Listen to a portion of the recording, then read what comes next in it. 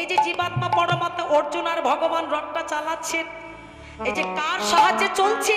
পবন। পবন মানে বাতাস। এই যে আমি গান গাইছি, সুর গাইছি, কি বাবা, এই হাওয়াটা যদি থেমে যায় আমি এখানে দাঁড়িয়ে থাকতে পারবো? বাতাস যদি বন্ধ হয়ে যায় রথ আর চলবে? চলবে না। তো এই বাতাসটা থেমে গেল 18 দিন পরে, কি বাবা, তাই তো?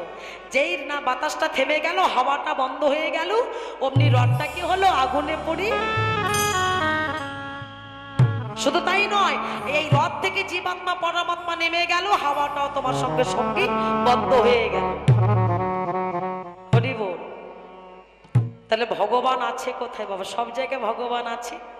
যুদ্ধ করেছিলেন জগৎকে লীলা বোঝাবার জন্য, কুরুক্ষেত্রে যুদ্ধ করেছেন পঞ্চ পাণ্ডব, সবার মাঝে আছে ক্ষিতি অব তেজ মরুদম।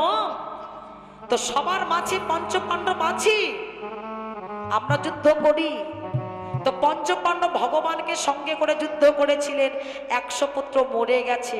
আমরা কত সন্তানকে মেরেছি কেউ জানি? কেউ জানি না।